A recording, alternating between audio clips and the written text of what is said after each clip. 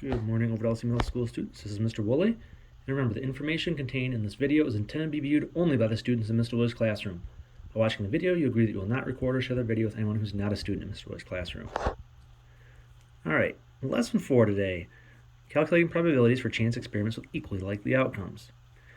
Alright, so it says in a previous lesson you saw that to find an estimate of the probability of an event for a chance experiment, you divide the number of observed occurrences for the event by the total number of observations. So notice how they always have like P of an event. That means probability of what particular event. Like if it's rolling a number cube, like P, and then like a 2 would be like probability of rolling a 2. Or if you had your drawing crayons out of a crayon box, P of getting a yellow. So you'd have the P, and then in parentheses you'd have like yellow or orange, whatever color you're talking about. Your teacher has a bag with some cubes colored yellow, green, blue, and red. The cubes are identical except for their color. Your teacher will conduct a chance experiment by randomly drawing a cube with a replacement from the bag. So that means you put it back in every time. You don't just start pulling them out and taking them out. They always get put back in, so we always start off with the same number every time.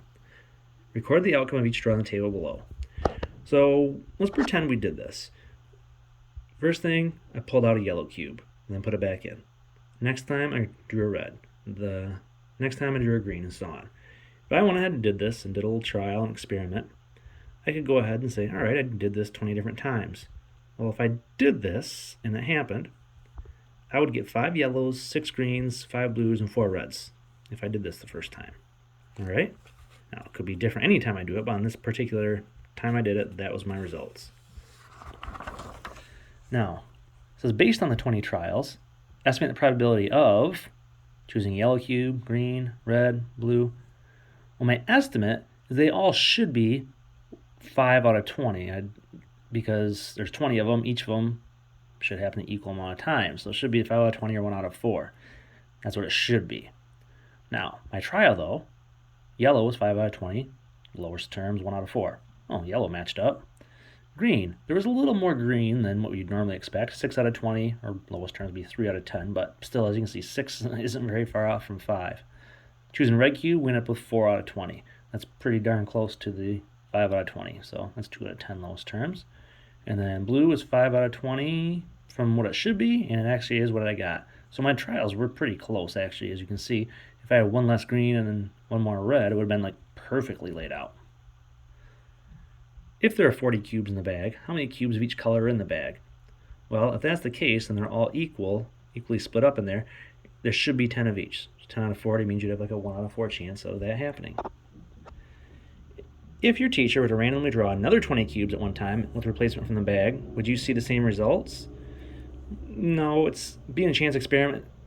Results will likely vary. Like you could pull out 20 cubes and for it to be exactly the same, it'd be pretty tough to do, very low chance. I'm not saying it's impossible, but with so many different drawings, you had 20 different drawings, you're bound to get some differences. Find the fraction of each color of all the cubes in the bag. Well, if all of them, there's 40 cubes in there, they should all have 10 each out of those 40, or 1 out of 4. It says each fraction is the theoretical probability of choosing a particular color cube when a cube is randomly drawn from the bag. When all the possible outcomes of an experiment are equally likely, the probability of the outcome is, see they have just the P, and in parentheses, the particular outcome. It's a 1 out of how many 12 things there are, if everything's equally likely. An event is a collection of outcomes. When outcomes are equally likely, the theoretical probability of an event can be expressed as the number of favorable outcomes, the ones that are talking about your particular event, over the number of possible outcomes there are. So here, the theoretical probability of drawing a blue cube, well, there's 10 blue cubes out of 40 total cubes. So it'd be like 10 out of 40 or 1 out of 4. And is each color equally likely to be chosen? Yeah, because all of them have the same number for all the colors. How do the theoretical probabilities of choosing each color from exercise 4 compare to the experimental probabilities you found in exercise 1? They're very close. Remember, only the green and red were just slightly different from the theoretical probability and what should have happened there. All right. An experiment consists of flipping a nickel and a dime. The first step in finding the theoretical probability, obtaining heads in the nickel and heads in the dime, is to list the sample space. For this experiment, let's complete the sample space below. We're going to list out all the possibilities. Now, there's 2 possibilities when you flip the nickel, and 2 possibilities when you flip the dime, because you can get heads or tails, heads or tails. So if I take that, 2 possibilities times 2 possibilities, that means there's going to be 4 total outcomes that are possible. And here they are. You get heads on both, heads on the nickel, tails on the dime, tails on the nickel, heads on the dime, or maybe both tails. What's the probability of getting 2 heads? Well, that only occurred when 1 combination out of my 4 combinations, so it's a 1 out of 4 chance. Next up, consider a chance experiment of rolling a 6-sided number cube with numbers 1 through 6 on the faces. So a normal dice that you roll. The sample space is a 1, 2, 3, 4, 5, or 6. That's all the possibilities you can have when you roll the dice. So the probability of each outcome is 1 out of 6. What's the probability of getting an odd number? Now, the sample space of an odd number will be a 1, a 3, or a 5. Now that represents 3 possibilities out of the 6 total outcomes. So 3 out of 6 or 1 out of 2 if you have the lowest terms. What's the probability of rolling a number less than 5?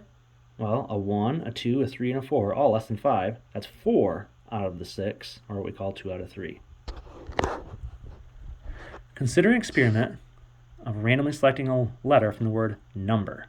What's the sample space? Well, you could draw an N, you could draw a U, an M, a B, E, or an R. And the probability of each outcome in this case would be a 1 out of 6 chance. What's the probability of getting a vowel? Well, there's only a U and an E that are considered vowels, so it's only 2 out of 6, or 1 out of 3. What's the probability of selecting the letter Z? Well, 0 out of 6, or just 0. There is no Z to draw from in the word number. Consider an experiment of randomly selecting a square from a bag of 10 squares. Color the squares below, so the probability of selecting a blue square is 1 out of 2. Now, there's 10 total squares, and we want essentially half of them to be blue. So that means 1, 2, 3, 4, 5 are blue, and the rest are some other color, in this case yellow. So 5 blue ones out of 10 represents 1 out of 2 like they wanted me to have. Alright, next up, B. Color the squares below, so the probability of selecting a blue square is 4 out of 5. Now, once again, I'm out of 10, and we're pretty good with fractions and equivalent fractions at this point. 4 out of 5 would represent 8 out of 10. So I have 8 blues and 2 yellows. So 8 out of the 10 are blue, which lowest terms is 4 out of 5. Our last example here, students are playing a game that requires spinning the 2 spinners shown below. A student wins the game if both spins land on a red. What's the probability of winning the game? Remember, to first list the sample space and the probability of each outcome in the sample space. There are 8 possible outcomes to this chance experiment. Remember, how do I get that 8 from right there? Well, there's 2 outcomes here, red or blue, and 4 outcomes, red, blue, green, or yellow. 2 outcomes times 4 outcomes means there's 8 total outcomes in this compound event. Remember, compound event is when there's more than one thing occurring. So each outcome is going to be a 1 out of 8 chance. So what are they? Well, you can get red on the first, red on the second. Red on the first, blue on the second. Red on the first, yellow on the second. Red on the first, green on the second. And then that kind of repeats itself all over again. Maybe you got a blue first with a red, or blue with a blue, or blue with a yellow, or blue with a green. So that's all 8 of those outcomes that we knew were going to happen. In fact, they even told us that right up here. But from a mathematics standpoint, we proved it.